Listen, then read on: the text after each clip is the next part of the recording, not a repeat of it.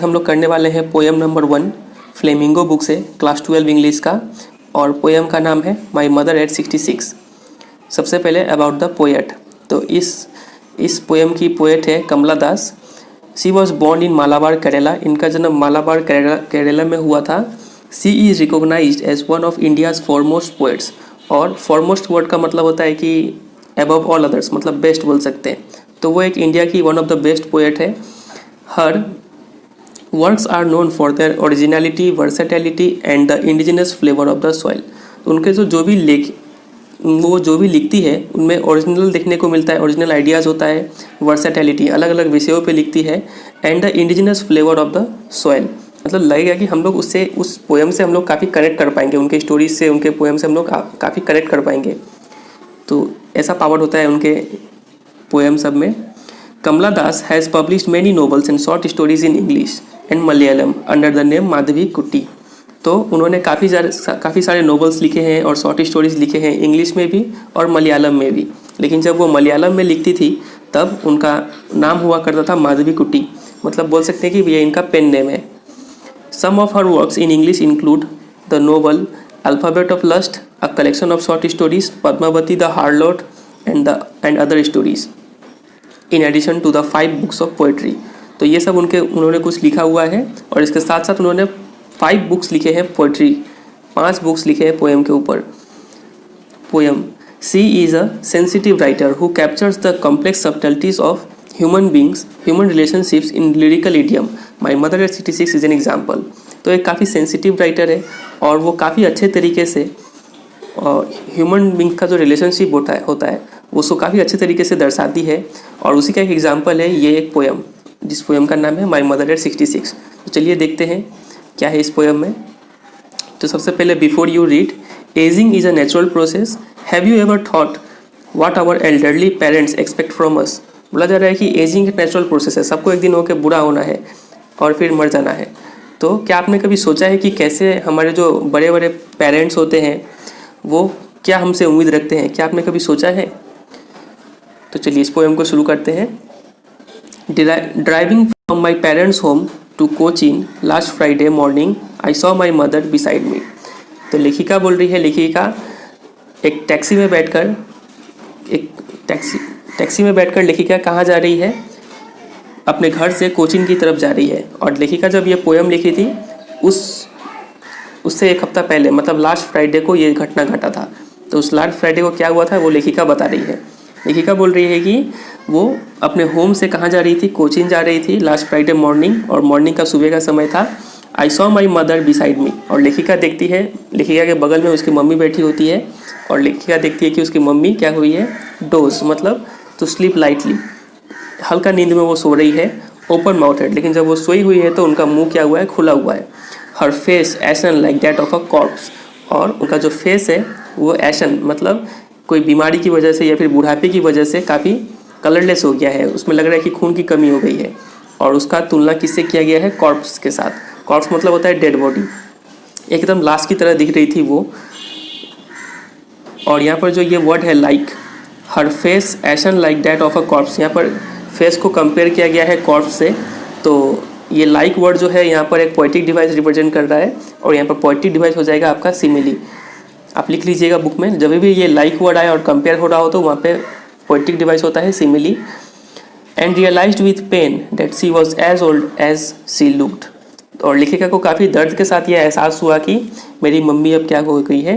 बूढ़ी हो गई है, और वो उतनी ही बूढ़ी हो गई है जितनी कि वो दिख रही है। और वो उस समय कितनी, उसका एज क्या था? पोएम, जैसे कि पोएम का नाम ही में लिखा हुआ है माई मदर एट 66, वो 66 ईयर्स की हो गई है उनकी mummy. But soon put that thought away. लेकिन लेखिका जो है वो तुरंत ही इस सबसे थोड़ा टेंशन में आ जाती है और तुरंत ही अपने दिमाग का ध्यान खींचने के लिए बाहर देखती है। And looked out at young trees is printing. और बाहर देखती है कि यंग ट्रीज, छोटे छोटे जो ट्रीज है वो स्प्रिंटिंग वर्ड का मतलब नीचे लिखा हुआ है, उसको देख लेते हैं। स्प्रिंटिंग का मतलब लिखा हुआ है शॉर्ट फास्ट रेस या फिर रनिंग। तो देखती है कि वो जो छोटे छोटे यंग ट्रीज जो है वो रन कर रहे हैं। अब आप सोचेंगे कि ट्रीज रन कैसे करेंगे? तो सीन ऐसा है कि लेखिका और उनकी मम्मी कार में बैठकर जा रही है। तो गाड़ी जब आगे मूव कर रहा होता है तो आप जब बाहर देखेंगे तो आपको लगेगा कि जो आसपास का ट्रीज़ है वो पीछे के डायरेक्शन में मूव कर रहा है। ऐसा आपने भी अनुभव किया होगा। तो वही यहाँ पे बोला जा रहा है कि young trees sprinting, young trees दौड़ रही है, ऐसा लग रहा है वहाँ पर। और यहाँ पर देखिए यंग ट्रीज स्प्रिंटिंग लिखा हुआ है। अब पेड़ सब तो दौड़ नहीं सकती है, तो इसलिए यहाँ पर भी एक पोएटिक डिवाइस यूज़ हुआ है, उसको बोल सकते हैं हम लोग पर्सोनिफिकेशन यहाँ पे यूज़ हुआ है। द मेरी children spilling out of their Holmes, और बाहर उनको क्या क्या देखने को मिलता है। पहला चीज़ तो देखने को मिला कि यंग ट्रीज स्प्रिंटिंग कर रहे हैं, एंड नंबर 2 खुशी से भरे हुए चिल्ड्रेन सब वो लोग घर से उछल उछल के निकल रहे हैं, spilling out of their homes. ये 2 सीन उन्होंने देखा बाहर में। But after the airport security check, तो ऐसा करते करते ये लोग एयरपोर्ट में पहुंच गए और वहाँ पे सिक्योरिटी चेक हुआ। Standing a few yards away, तो लेखिका यार्ड्स मतलब गज, 1 गज मतलब लगभग आपका होगा 3 फीट, कुछ फीट की दूरी में लेखिका जब खड़ी थी। Standing a few yards away I looked again at her, लेखिका फिर से अपनी मम्मी को देखती है और फिर से वही चेहरा दिखता है। वो चेहरा कैसा है, वैन मतलब नीचे लिखा हुआ है कलरलेस और पेल, पीलापन है, कलरलेस है उनका चेहरा में, वही पुराना सा। As a late winter's moon, तो उनका चेहरा को फिर कंपेयर किया गया है एक चीज़ से, इस बार कंपेयर किया गया है एक ठंड का मून का जैसा। और ये जो मून रिप्रेजेंट हमेशा करता है डल और सैडनेस रिप्रेजेंट करता है मून, तो फिर से वैसा ही सीन उनके मम्मी का चेहरा पर भी दिख रहा है। और यहाँ पे भी एक वर्ड आया है एज, जैसे कि हम लोग पहले देखे थे, यहाँ पे एक वर्ड आया था लाइक। तो यहाँ पे आपको हम बताए थे पोएटिक डिवाइस क्या था, सिमिली था। और यहाँ पे यंग ट्रीज स्प्रिंटिंग में पोएटिक डिवाइस क्या है, पर्सोनिफिकेशन। और यहाँ पर जो ये वर्ड है pale as a late winter's moon, तो यहाँ पे भी कंपेयर किया गया है उनका माँ का चेहरा को एक विंटर्स मून के साथ। तो यहाँ पर भी पोएटिक डिवाइस हो जाएगा आपका सिमिली। तो लाइक वर्ड आने से भी कंपेयर हो रहा हो तो सिमिली बोलेंगे, और एज वर्ड आने से भी अगर कंपेयर हो रहा हो तो बोलेंगे सिमिली है वहाँ पर poetic device. And felt that old familiar एक, और लेखिका को फिर से वही पुराना दर्द हुआ। माई चाइल्डहुड्स फियर, और बचपन का वही डर फिर से आ गया लेखिका के मन में। वो डर क्या होता है, जैसे कि हम लोग जब सब छोटे होते हैं तो सब सोचते हैं कि कहीं मेरे मम्मी पापा मुझे छोड़ देंगे तो मेरा क्या होगा, नहीं होगा। तो वैसा ही डर अभी भी लेखिका के मन में आ रहा है कि अगर मेरी मम्मी को कुछ हो जाए तो पता नहीं क्या होगा। But all I said was see you soon Amma, लेकिन लेखिका अपने आप को संभाली और काफ़ी हिम्मत के साथ वो बोली कि अम्मा आपसे फिर मिलेंगे। एक मतलब वो ऑप्टिमिज्म दिखा रही है, आशावाद दिखा रही है कि मेरी माँ अब जिंदा रहेगी कुछ दिन और मैं अगली बार फिर उनसे मिलूँगी। All I did was smile smile and smile, और लेखिका सिर्फ और कुछ नहीं बोली, सिर्फ स्माइल करती रही। मतलब अपना जो मम्मी है उसको आश्वासन दे रही है कि मम्मी हम खुश हैं, तुम टेंशन ना लिया करो मेरा। यही यहाँ पे मैसेज देना चाह रही है वो, ताकि उसका माँ काफ़ी रिलैक्स में रहे। और यही आशा के साथ ही अगले बार फिर मिलेंगे वो बोली कि सी यू सून अम्मा, और ये बोल के चली गई। तो यही है फिर ये पोएम।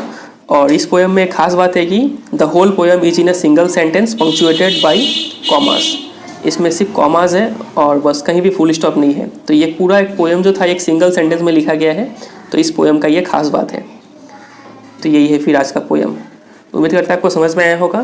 तो आज के लिए फिर इतना ही रोकते हैं, मिलते हैं बहुत जल्द एक नए स्टोरीज़ के साथ। तब तक के लिए goodbye and take care.